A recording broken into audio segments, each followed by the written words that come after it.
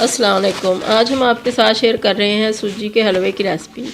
ये हलवा बहुत ही मज़े का लगता है नान के साथ स्पेशल, और इसको हम थोड़ा सा लिक्विड फॉर्म में रखते हैं। तो आइए देखते हैं कि ये कैसे बनेगा। इसके लिए हमने पैन में डाल लिया है पानी और इसके अंदर डाल दी है चीनी। इसका हम शीरा बनाएंगे।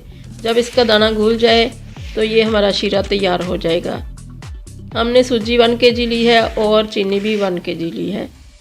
तो ये हमारा शीरा तैयार हो चुका है। अब हमने घी ले लिया है 1 kg से थोड़ा कम। इसके अंदर हमने 1 टीस्पून डाल दी थी इलायची पाउडर, और इसके अंदर अब सूजी ऐड कर रहे हैं। सूजी ऐड करके तो बिल्कुल स्लो फ्लेम के ऊपर इसको भूनना है। चम्मच के साथ इसको हिलाते रहना है ताकि ये किसी तरफ से जले ना और चारों तरफ से इक्वल ही भून जाए।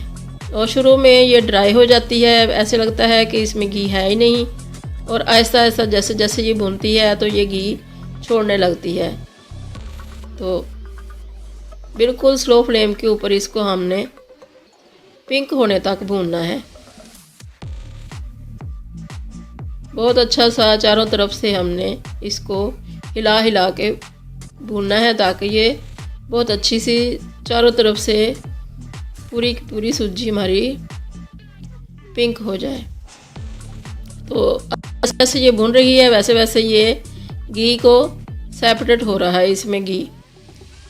तो ये इसके भुनने की निशानी भी है और खुशबू भी बहुत अच्छी आ रही है। तो इस स्टेज पे हम इसके अंदर ऐड करेंगे चंद ड्राई फ्रूट, जैसे जो आपका दिल करे वो डाल लें।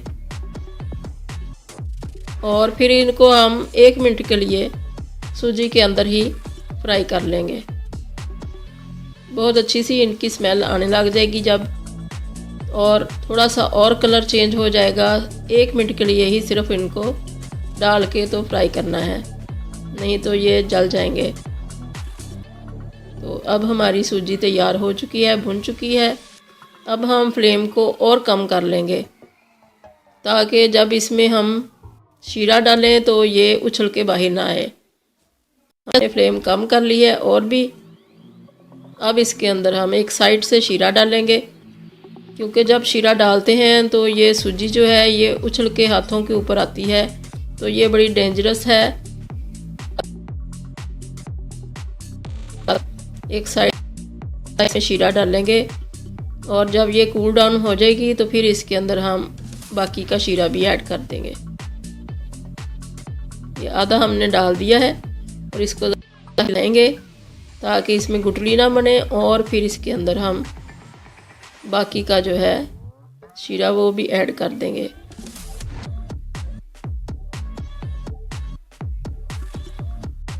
हमने सारा ही शीरा इसके अंदर ऐड कर दिया। अब फ्लेम को फुल कर लेंगे ताकि इसमें उबाल आ जाए जल्दी से।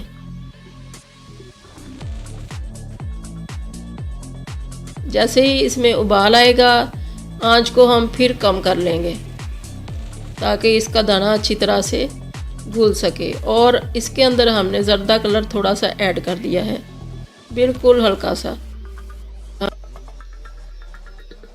और ये हम डाल रहे हैं केवड़ा वाटर, चंद कतरे इसमें, चंद ड्रॉप्स।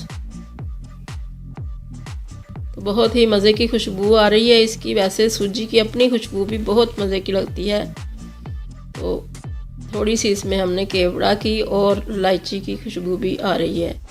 तो इसको हमने कवर कर दिया और 5 मिनट के बाद इसको खोला तो ये इस स्टेज पे आ गया है।